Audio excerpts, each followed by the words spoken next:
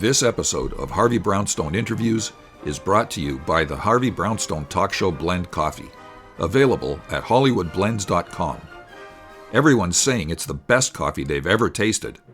Why not give it a try and see for yourself?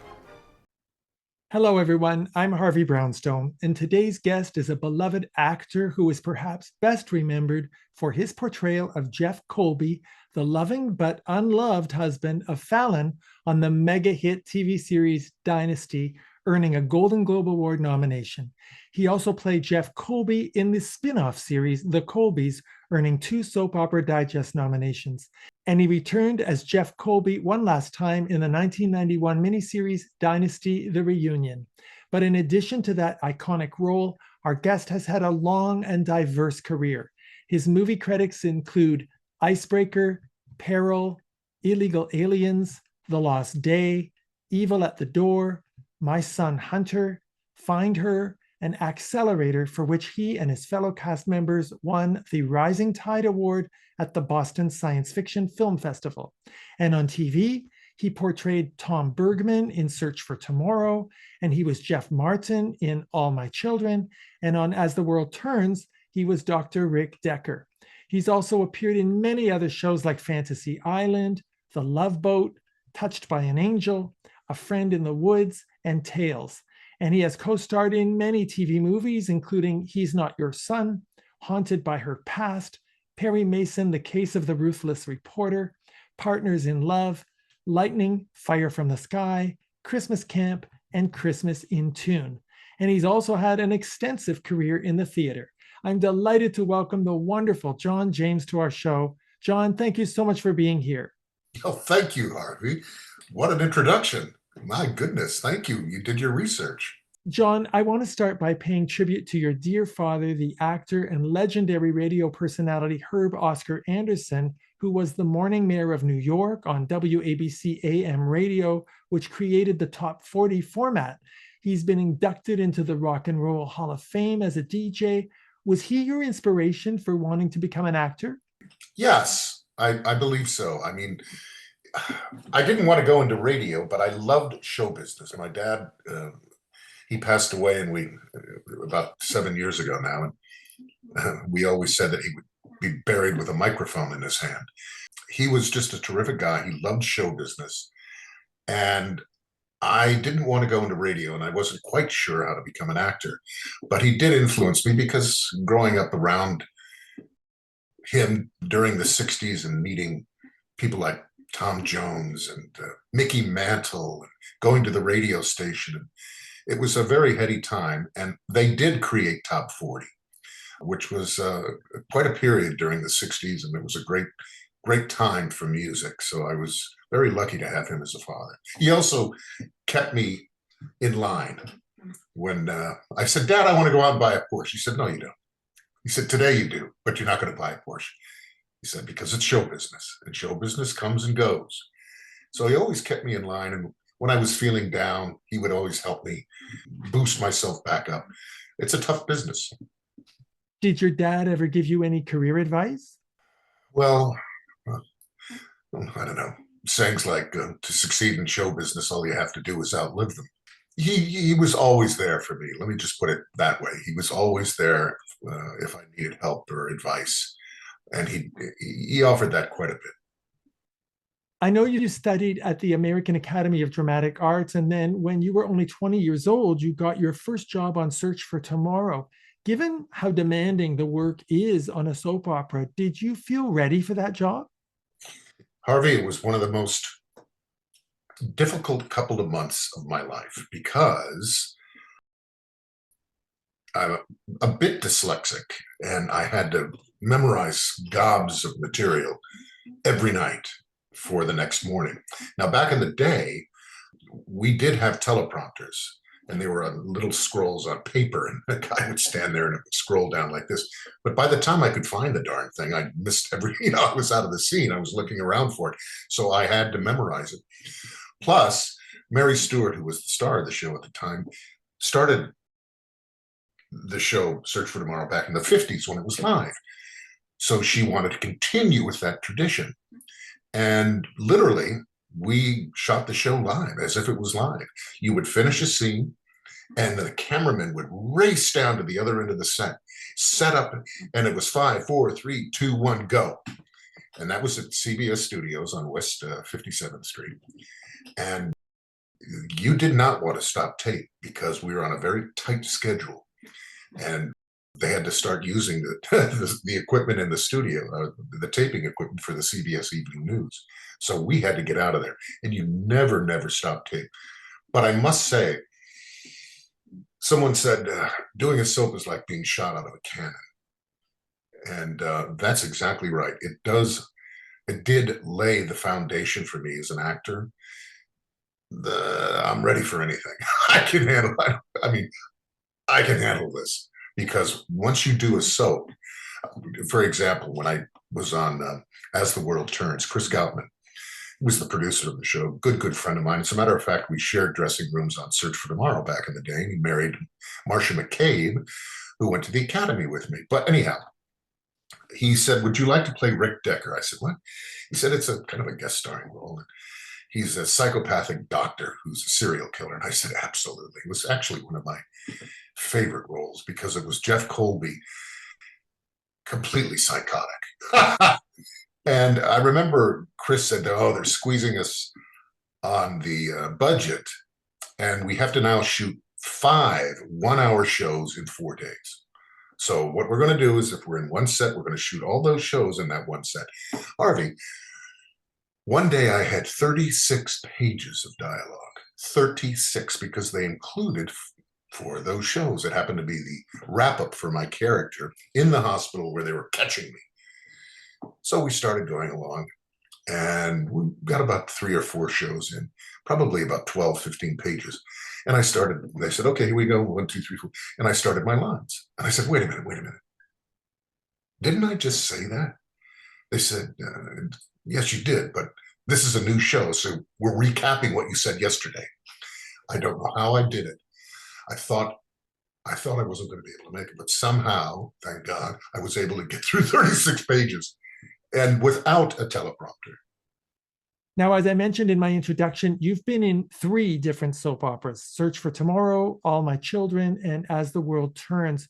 We've had many soap opera stars on our show, John, and they've all said that working on a soap opera is great training for actors, but it's the hardest work an actor can ever do, and yet they don't get the respect within the industry that they deserve. Do you agree with that? Absolutely. Back in the day,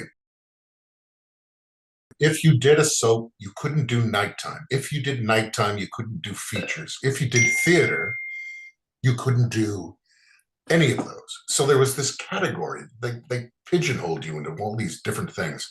And yes, it's not warranted. I mean, some of the best actors ever have come out of soaps. I mean, Kevin Kline, Kathleen Turner, Chris Reeves, they were all hanging out in New York with us.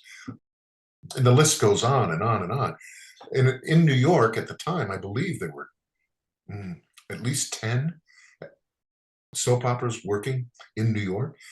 And it was great because you could do a soap during the day, like Kevin Kline. They said, "Oh, he was on our show." No, he was on our show. And then he went off and won a Tony for the 20th Century, working Broadway at night. So it was a great opportunity to make some money and improve your craft. But also there was this, "Oh, he's on a soap opera. Oh, he's done a soap opera." To me, an actor is an actor. Work is work.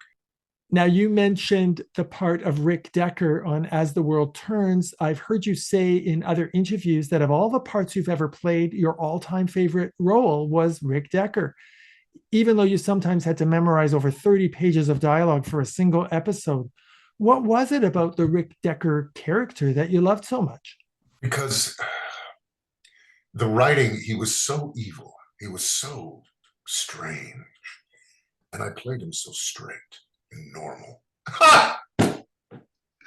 And the other actors just loved it because they just couldn't believe that I was pulling off this. I wasn't doing this, but I was just being very, just a doctor, and you had to laugh. I mean, it was fun. It was so fun. Now, of course, John, I have to ask you a few questions about Dynasty. When you shot the pilot episode, which never aired, Blake Carrington was played by George Peppard. Do you know why he was replaced by John Forsythe? Oh, I don't know. Yeah, there were all kinds of stories that he didn't get along with the Shapiros who created the show. He was, I hear or heard that he was difficult. For example, here's my story of meeting him for the first time up at the Fioli Estate in San Francisco, where we were shooting the pilot. And I said, my goodness, there's George Peppard. Now, this is my first time in Hollywood. I mean, I was like, whoa, this is it. I mean, crew of 70 people, extras, flowers, big catering trucks, big outdoor lights. And I was like, oh my goodness. So he's out sitting alone. He's having lunch. And I thought, well, I'll join him, introduce myself. I mean, this is George Peppard, Breakfast at Tiffany's, the Blue Max. I mean, this is a great actor. I sat down and I said, hello, Mr. Peppard. My name is John James, and I'm playing Jeff Colby. His response was,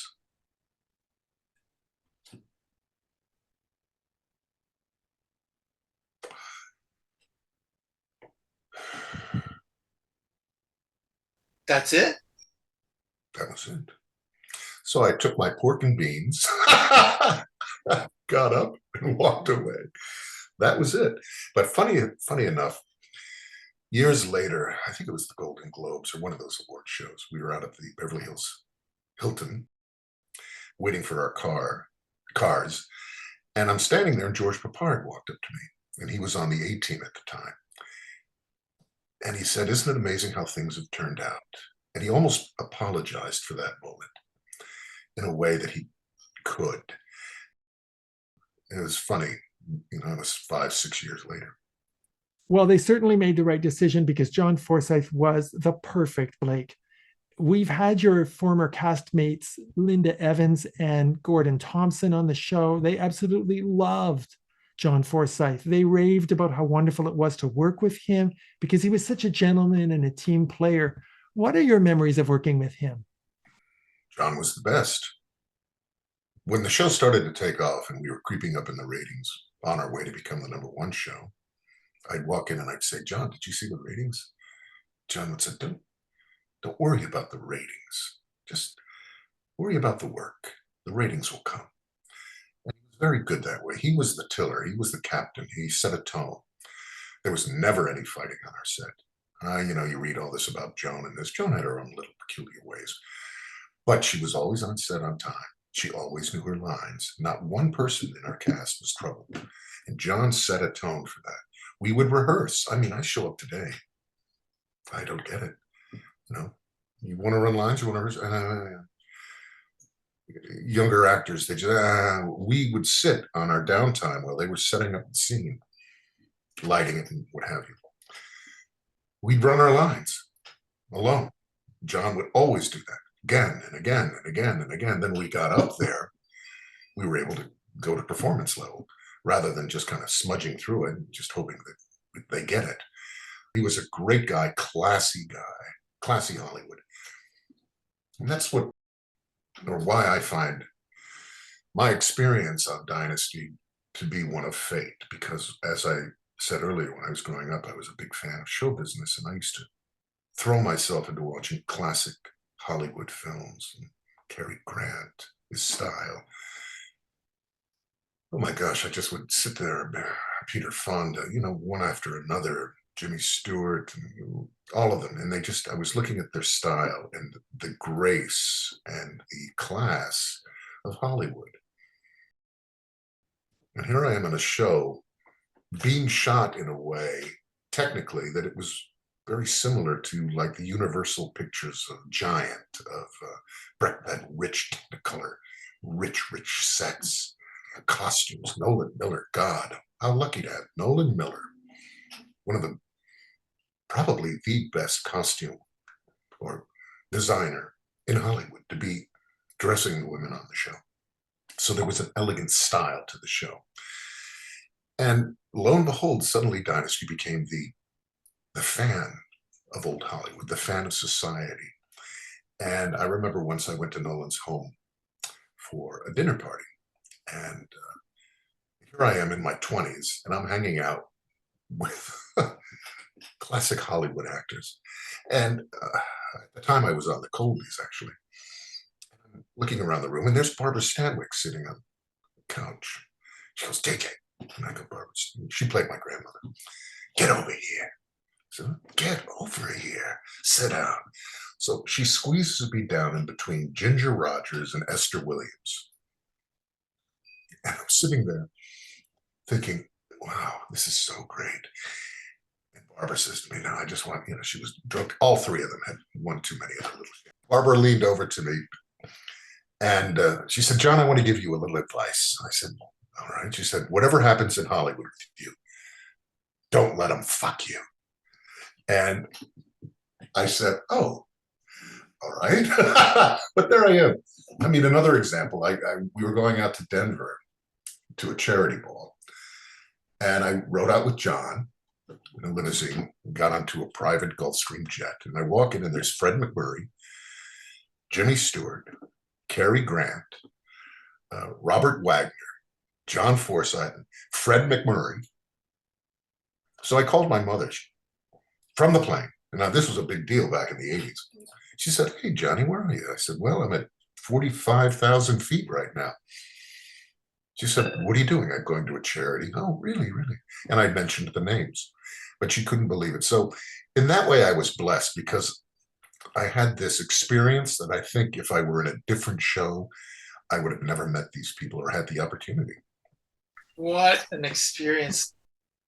Now, as everyone knows, you played Jeff Colby, who was an extremely popular character on the show. I want to ask you, John, when you're playing a nice guy like Jeff, who's so earnest and idealistic, is it more difficult or challenging to keep that character interesting as opposed to when you're playing an evil villain? You're absolutely right. I had to struggle to figure out how to keep this guy interesting because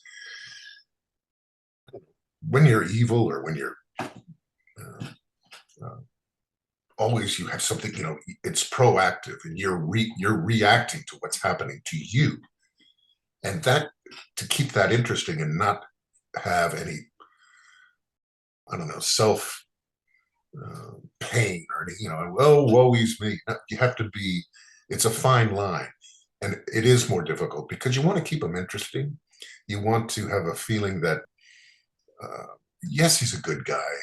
And I mean, he had his affairs and all that stuff, but it is more difficult. And it's funny that you should mention that because I always felt that way. I said, how am I going to keep this guy interesting? But somehow we made it work. You were the only male character to appear in the very first and the very last episodes of Dynasty. It was the #1 TV show for many years all around the world. And in fact, in 1983, you were voted the favorite male TV star in Germany at the Bravo Auto Awards. And let's face it, John, you were definitely a bona fide sex symbol. How did you deal with becoming so famous? Oh, I tell people losing one's anonymity is not something that life prepares you for. For an example, when I was in Germany, I was there because I had a song out in Germany on RCA Records. So I was touring Germany and we went to Liechtenstein. I wanted to buy some antiques for my house that I was building. And suddenly, we just happened to drive there and somebody spotted me. And it was here I am going down these medieval narrow streets and there must have been 300 people following me and not doing anything. And it's difficult. It is difficult. Another example, I was with Chris Goutman in New York to see the play Glengarry Glen Ross back in the day. So we saw the play and we were on our way out the door and there was a mob in the lobby and photographers and they're pushing and the ushers are getting pushed back. What the hell's here? I'm looking around. What are they looking for? And they pointed, there he is. So the usher grabbed me and took me out the back door. We went around and somehow made it to 8th Avenue and 47th Street, whatever it was. Stood on the corner. We didn't have a car. You had to hail a cab. And the next thing they said, there he is. And the photographers started taking pictures, which drew more people and more people and more people. And it was, you do get nervous because it's flattering, yes, because when it doesn't happen, like today, you miss it. But on the other hand, it is nerve-wracking. So we managed to get a cab. We went up to Allen's. What was the name of the place? I can't remember it. Joe Allen's. And he was so nice. Manager let us in, locked the door for 20 minutes until everybody went away. And yeah, those kind of experiences, we all had it on Dynasty. That Bloomingdale's thing was a madhouse. You couldn't go to Bloom. My wife and I, can I go shopping at Bloom? I said, no, please. Please? No. Please? Okay, let's go. And I always took the time. If somebody wanted an autograph, I don't care how long I'd have to stand there. I would sign autographs because I've seen celebrities in the past not sign them. Little kid at the Dodgers baseball game, big star, had his bodyguards. No. And that, that's part of the business. That's part of the business. So I did, but it was tough. It was tough. And that's part of the reason after Dynasty, I retreated. Farm upstate New York, and decided to devote raising kids and working occasionally when I wanted to, and if the project was right. But I did not want to, I just needed some space. Do you think there were any similarities between Jeff Colby and the real John James?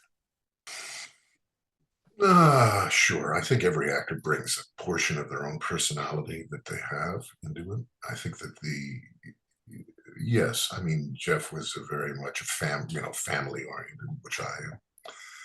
I think that he was an honest person, and I think that I am too.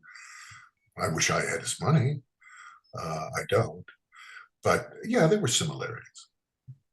Your character had some pretty outrageous storylines, like the time in season 3 when Jeff Colby was being slowly poisoned by toxic paint.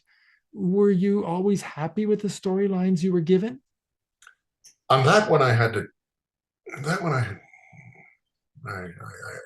think about. I was like, what?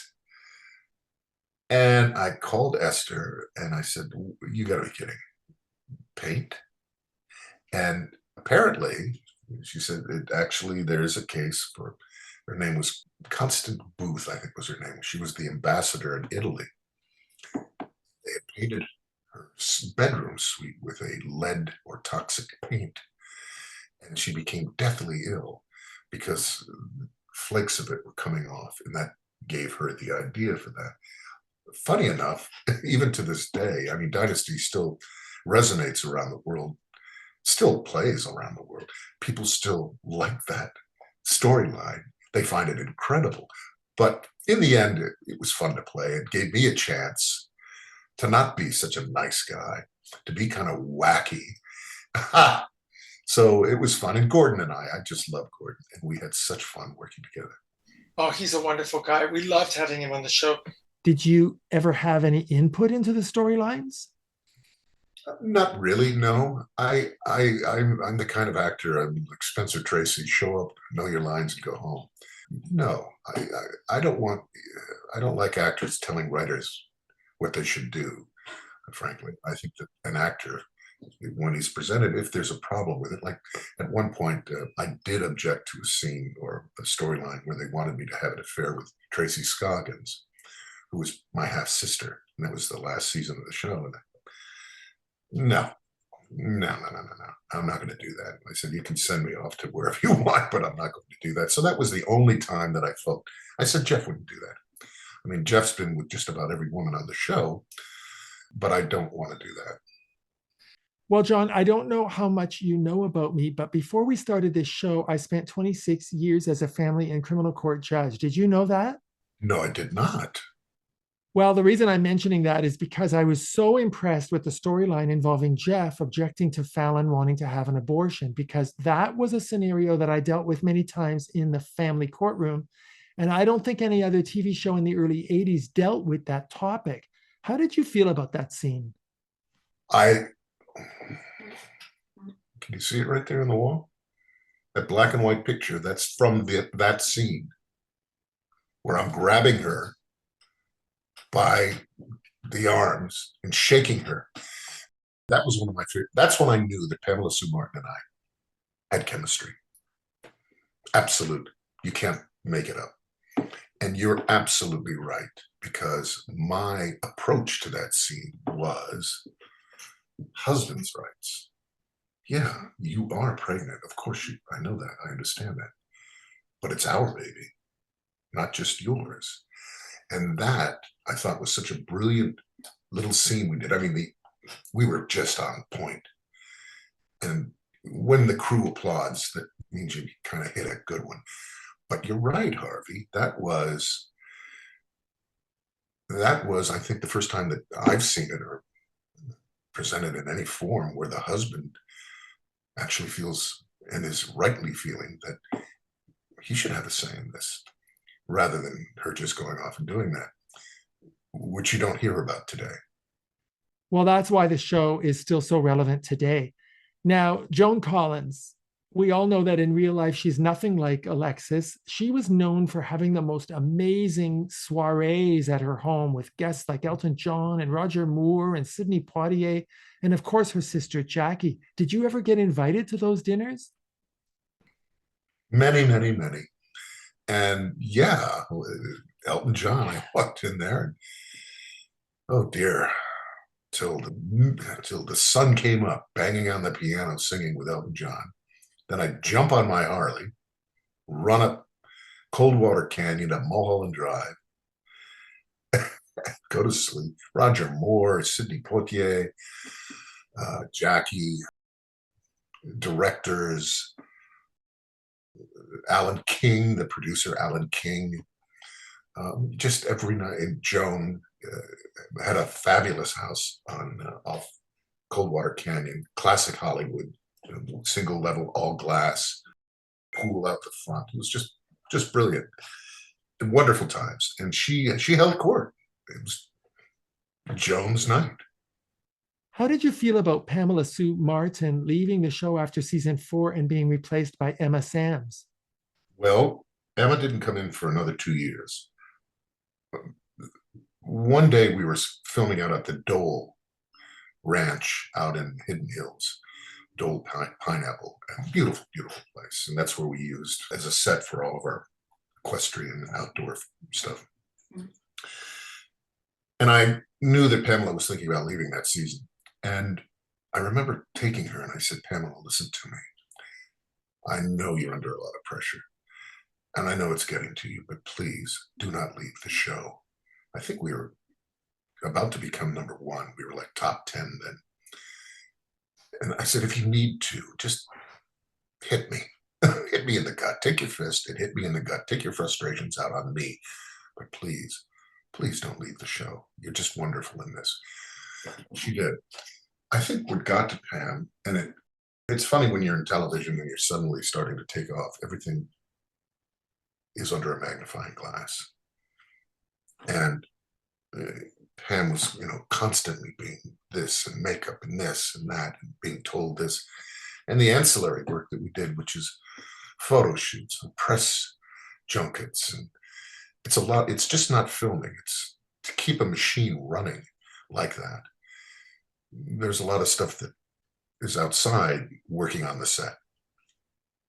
I also think that Pam fell prey to bad management, where she had a big name and they were willing to, or I should say, offer her, you should be in feature films, you're too good for this, and blah, blah, blah, which happened to a number of actors back in the day and still happens today, where they leave the show successful, and they go off and you never hear from them again.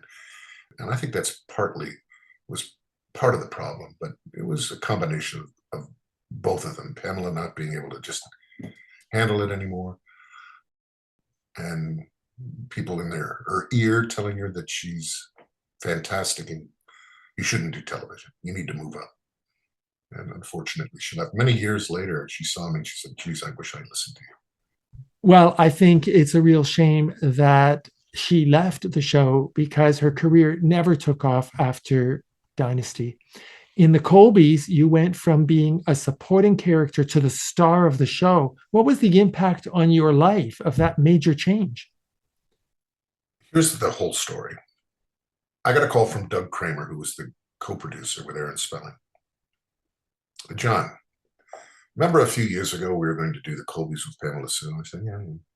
Well, we're going to do it now, and we're going to rehire an actress to play Fallon. Are you interested? I said, well, of course I am. You mean you're going to spin off the show? Yeah. He said, we're going to call it the Colbys, and you're Jeff Colby. I said, well. So my agent called me, Freddie Westheimer at the Morris office, and he said, yeah, it's true. They're going to give you star billing. I said, really? But here's the bad news. I said, what's that? What's bad? He said, they're going to roll your salary back 2 years to where it should have been.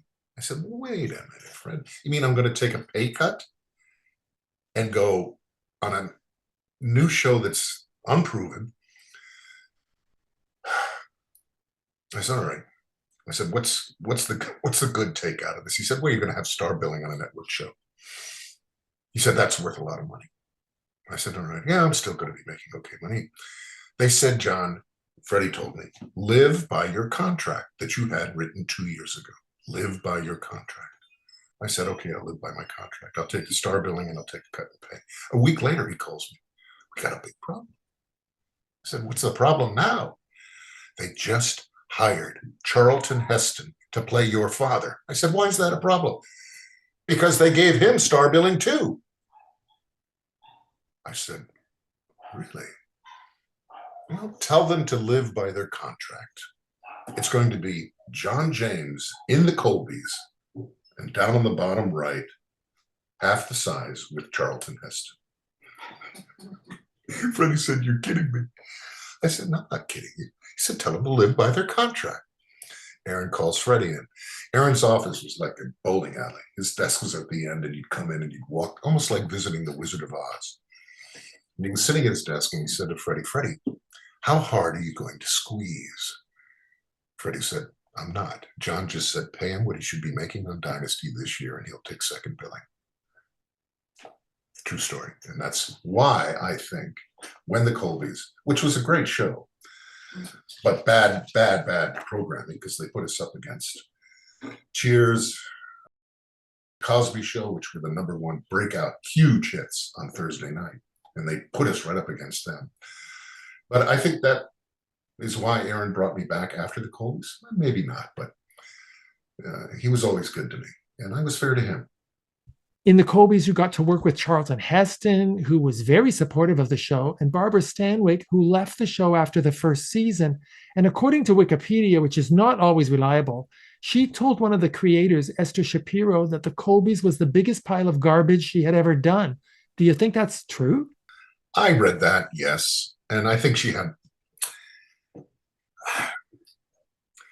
Yes and no. I mean, she was also in failing health, too, which is another thing. Look, so it's the material that's written for that kind of format is over the top. And that's what people, it's eye candy. You don't want to think too hard about it, and you just want to go along for the ride. And yes, we could have gone. That's her opinion. It's not mine. I thought there were some very good scenes, and I think that there was a very good story arc. I think that Max Caulfield was wonderful as this spoiled California boy.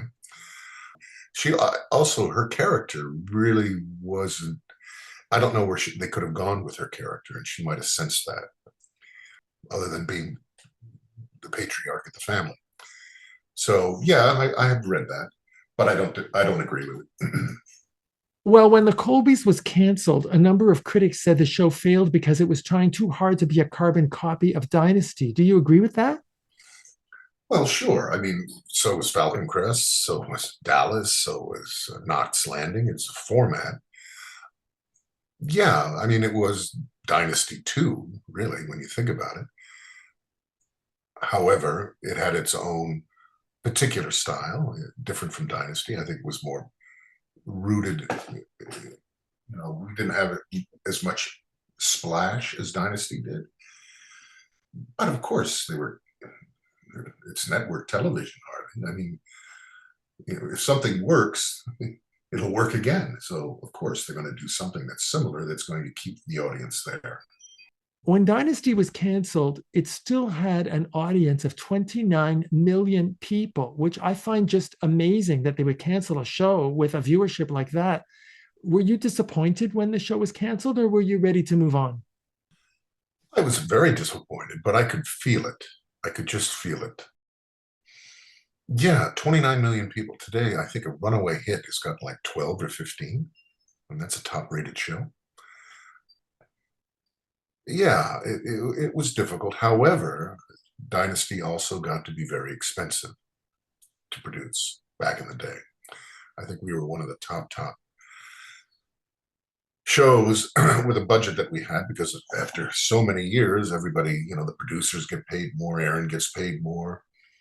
And the other problem too is that episodic television does not do well in syndication, where a lot of the back end money comes in, such as in Cheers, such as in Seinfeld. Reason is, a show like Dynasty is a serial. It needs to run in sequence. You can't take show 50 and put it at the top of the list and then go to show 13 and do it that way. It must run in sequence, making it very difficult to syndicate, to have Aaron and the networks recoup their investment. Today, I get, cameo calls, people wanting cameos and things. I get mail from Germany and all that, because they can sit down. Oh, and also during COVID, I got a lot of, where people would sit down and binge watch Dynasty because they couldn't go to the movies. They couldn't go outside. And a lot of new viewers and people who had never seen Dynasty were watching it again, because now you can. So I think that's what sort of rejuvenated this old format, this old show, to a whole new audience. Now, you and John Forsythe were the only male actors who were in the very first and the very last episodes of Dynasty. In fact, you actually did one more episode than him, because you were in the pilot. Can you take us back to that very last day of shooting and tell us how you felt? I'll tell you exactly how I felt. We had dressing rooms, of course, and my whole career, whenever I take off my suit or whatever my costume was, I would always hang it up and neatly put my shoes away and just make it easier for everybody. So I knew this was my last day. This was my last day as Jeff Colby. And I had my suit hung up on the hanger and my shoes tucked away. And I made a point, as I went to the door, to turn around, take a look at that suit and say, "Goodbye, Jeff Colby." And I took a look at that suit and I thought about the 10 years that I had spent with something that I had created, and I was saying goodbye to it. And I'm glad I took that moment rather than rushing out and going to have lunch somewhere. I wanted to have that little bit of a moment there, just to think about, because I did the original pilot, and then I did it again with John, and John and I went all the way through it together. Although I was on the Colbys, I was still playing Jeff. And I think, I don't know, we both did a hell of a lot of shows. I think 235, maybe more, because of the Colbys we had. And also back in the day, Harvey, today, if you get a pickup for 22 episodes, it's a lot. We were doing 27, 28 episodes a season sometimes. It was a lot of time. A few years ago, we had Candy Spelling on the show, the widow of the brilliant Aaron Spelling, who, in my opinion, was the Louis B. Mayer of television, except that he was a much nicer person. What are your memories of working with him? Gifts, little Tiffany things, little tchotchkes, class, going to his house in Beverly Hills, that mega mansion that he built. You're absolutely right. I call him the Louis B. Mayer of television as well. And he was. He knew what he was programming to. He knew that, I mean, well, you look at these Love Boat things, if you ever watch them again, they're classic. They're just classic. Again, it's just simple fun. And he had his finger on the pulse of, people coming home from work, finishing dinner, putting their feet up, and just wanting to sit back and relax and watch something fun. And that was Aaron, and he was really good at it. Also, I mean, it was great. We would have parties at Chasen's. Chasen's was a classic Hollywood haunt on Beverly Boulevard that was frequented by Hollywood royalty for, I don't know, since the 30s. We'd have parties there. All the time. And he enjoyed actors. I have a photo somewhere, I don't know where it is, where he actually brought us all in, everyone who was under contract with Aaron that particular time. And there, I think, were 50 major stars that it was almost like an old MGM photo from the 40s where they would roll out all their movie stars. And here was Aaron. I should actually hang that. He was Aaron in front of all of his actors. And he just, that was his element. He just reveled in it. What did you think of the 2017 Dynasty reboot? I didn't. I watched the pilot, and that was the last of it. I'm very curious. I'm not sure why they did it. I really don't. I mean, you think about it, they would have brought in a lot of coattails from an older show that would have rewatched the format. But I think Sammy Joe was a man, right? I was a black actor, which is fine. Crystal was Puerto Rican, I think. Now, does that matter? No. But Jack Coleman told me that they wanted him to play a part in the show, but it wasn't even anything to do with Stephen. It was to play like an attorney. It just made no sense to me. It was the lowest rated show on the seat in the country for a 1 hour episodic. What helped it was the name Dynasty, and Netflix had an overseas deal to distribute the program, which kept it on. But I don't know. It just about, I watched the pilot thinking that it would be interesting, and I thought this is just bizarre. Makes no sense. After all those years of playing Jeff Colby, did you ever feel typecast or pigeonholed in terms of the roles you were being offered? Oh, sure. That happens to a lot of actors. Oh, God, we love John.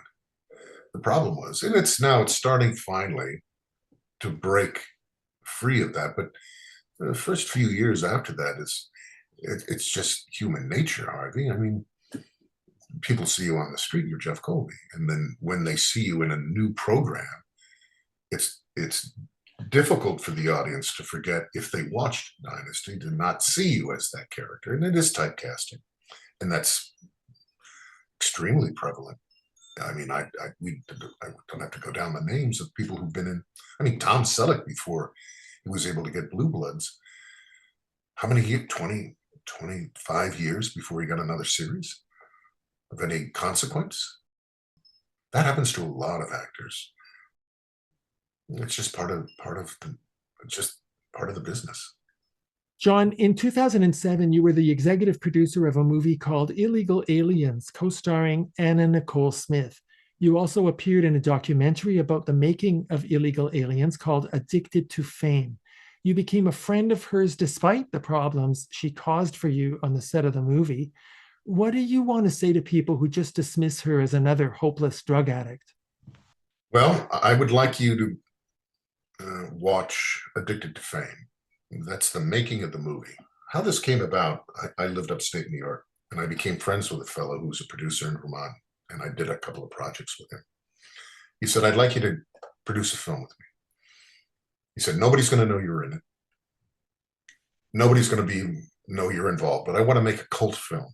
I want to make a cult film. I said, okay, fine. So he calls me and tells me that he hired Anna Nicole Smith and the wrestler China. I said, what? Now the script is way out there. I said, all right. Well, it turns out that during filming, Anna Nicole Smith went to the Supreme Court. Remember that? And our movie on IMDb went to 69, which is huge on IMDb for a number. David was flown out to MGM to screen the movie. I was making a deal with 20th Century Fox Home Video. Things were going well. I couldn't believe it. Oh my God. Daniel dies. The phone goes dead. He dies in the hospital room. I called Jeffrey Lane, who was handling press at the time. I said, Jeffrey, what do we do? He says, you got to wait. Can't do anything about it. 20th didn't call us back. Nobody called us back. Everything was dead.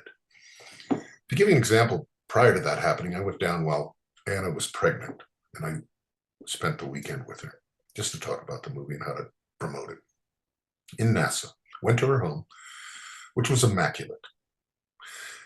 Her nursery, she had already purchased clothes and laid them out. They knew it was a little girl. She kept a daily diary. The house was immaculate. After Daniel died, Howard K. Stern called me and said, I think I need you to come down here. I said, all right.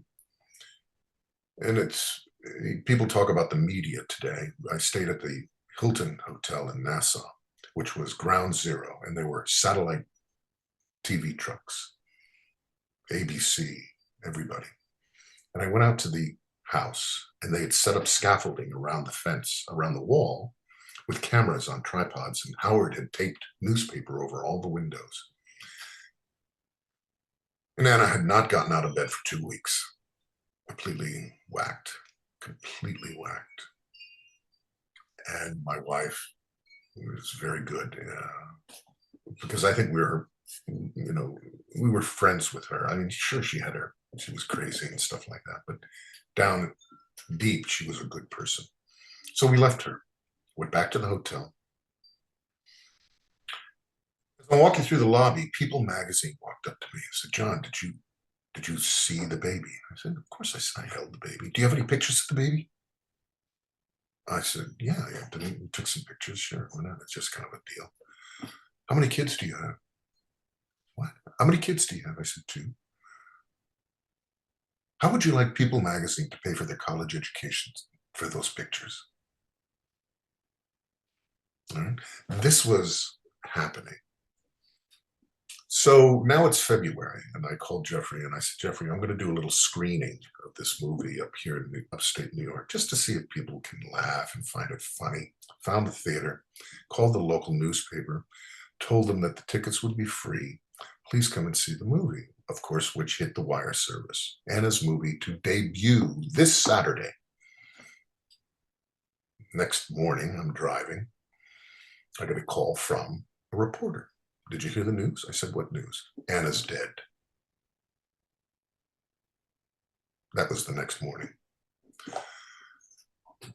So the movie that we made actually was it went to the Montreal Film Festival as one of the few American documentaries. It's rough, it's independent, but it's insightful about, Anna was the first 24-hour news blurb. Then it was Whitney Houston, then it was Michael Jackson. Anna took that for whatever reason. It was just a very disturbing time. I had Matt Lauer calling me on my cell phone, trying to get Howard K. Stern on that. We'll do anything for your movie. And what? How did you get my phone? How did NBC get my private phone number? David didn't give it out. So it was a very bizarre time. And it actually turned me off the media, turned me off show business for a while. It was a weird time, Harvey. Well, I have to say that the compassion that you showed to Anna is very much recognized and appreciated. And I think that we should all remember that this was a person who was hurting and damaged and needed help. And in some ways, she was kicked to the curb, don't you think? Yeah,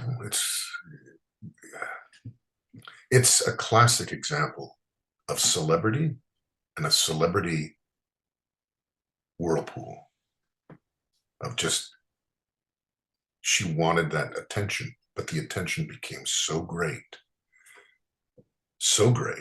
and the tragedy of Daniel, she killed herself. Plain and simple. You got to work with your daughter Laura in Axcellerator. That must have been a great experience. You must be so proud of her. It was, and this, funny enough, same producer, director, David Giancola. It was great. Laura had just won America's Next Top Model, which is a long story, but I'll just quickly. I said, what do you want to do when you get out of high school? I don't know. I want to go into show business. What else? Restaurant and hotel management. So we sent her to a private college. For that, where she graduated magna cum laude. Calls me and says, Dad, I have an audition. I said, for what? America's Next Top Model. I said, all right. Okay. Took her down. Long story long. She wins it, college edition. Goes out to California and started her career out there. And typical modeling story. She was at Wilhelmina. You got to lose weight. You're way too thin. And never wanted to be a model, wanted to be an actress. Many years later now, I think she's, I don't know, did 18 or 19 shows as the daughter Molly to the lead actor, Patrick Saint-Esprit, who's a good friend of mine, on SWAT. She's done, I don't know how many movies now. And she's pregnant with her second child. Her husband, John Michael Ecker, is a wonderful actor who was on Butterfly Lane, Queen of the South. And to give him a little plug, his new show on Fox is coming out next year called Docs. And he's one of the leads in that. In 1996, John, you starred in a national tour of Dial M for Murder with Roddy McDowall. What was he like to work with? Roddy and I were like two peas in a pod. I loved Roddy because remember when we started this conversation, my love of old Hollywood. And I remember one day we were, I think, in New Haven at the Schubert Theater, and he says, come on, could you drive me up? I want to see Maureen Stapleton. She just had her hip surgery. I said, what? Are you kidding? So we jump in the car, we run up and see her in Lenox, Massachusetts, where she was in a hospital just after receiving a hip replacement. War stories with Roddy every night. Great stories with Roddy. Nancy Allen, who was in RoboCop, a wonderful actress. She played my wife. And I remember during rehearsals in New York City, how the hell am I going to do this? 8 shows a week for 8 months? Are you kidding me? I'm going to be going out of my mind. Closing night, Schubert Theater, Chicago. She was a wreck, weeping. I can't believe it's coming to an end. I said, it's a weeping with emotion because it was such a wonderful experience doing that play. It was only 5 characters and we went all across the country, and the fun we had and the giggles we had on stage. Part of my objective was to get her to crack up on stage. And I could tell if I got her going when I could see her shoulders start to vibrate. But it was just wonderful. Roddy, he told me, I think, is that Roddy kept the gang together. Elizabeth Taylor, he was always writing little notes. Oh, just checked in on so-and-so, oh, just checked in on. And then I read in Army Archer. People who don't know, he was the writer for the Hollywood Reporter, right? Not Variety, Hollywood Reporter, Army Archer. And I read something that Roddy wasn't doing well. So physically, I called him up. I said, Roddy, I'm reading, are you okay? Everything all right? Oh, darling, of course I'm all right. What? Don't read that garbage and rags. Oh, I'm fine. 2 days later, he was dead. And I don't know. But he was a wonderful guy. He was old Hollywood. He was classic guy. I loved him. Well, Roddy McDowall was certainly part of Hollywood royalty. And of course, he was one of the great photographers back then of all of the great iconic stars who were his close friends. It's a fabulous photo that he took of Denise and Laura at that famous hotel, I can't think of it, in Philadelphia, where we were staying. And Denise had her all dressed up, and she was leaning over to fix her hair. And Roddy took that photo, and Laura has it hanging in her house. He always was taking photos. Somewhere around there's a picture of me backstage, ready to go out, that Roddy took. Well, John, I have only one more question for you. Are you ready? Go. When I was doing my research, I learned that you're a big fan of those really bad 1950s sci-fi movies. So I have to ask you, what's your favorite bad movie? Plan 9 from Outer Space.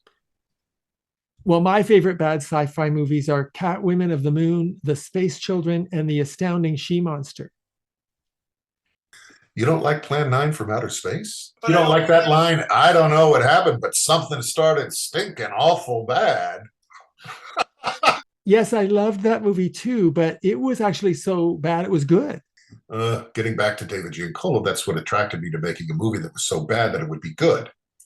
And that whole story just didn't happen. But yes, we used to have Chiller Theater on WOR in New York City that would play 50s classic scary movies. I think also Night of the Living Dead, although it's not a bad movie, is still one of my favorite films to watch. It's George Romero. It's just a classic film. Well, John, it's been such a pleasure meeting you and having this opportunity to talk about your life and career. Thank you so much for taking the time to appear on our show. No, thank you, Harvey. It was a lot of fun, and you're very good. Our guest has been the wonderful and renowned actor, John James. My name is Harvey Brownstone. Thank you all for joining us. See you next time. Thank you to my producer, Steve Silver, my managers, Rick Marcelli and Robin Bragg Marcelli at the Marcelli Company in Hollywood, my director of programming, Robert Monaghan, my PR directors, Eileen Shapiro and Jimmy Starr, and my entire team at the XPTV1 network in the UK. Thanks for watching. Be sure to check out all the great interviews on the Harvey Brownstone Interviews YouTube channel. Don't forget to subscribe and ring the bell to be notified when new videos are posted.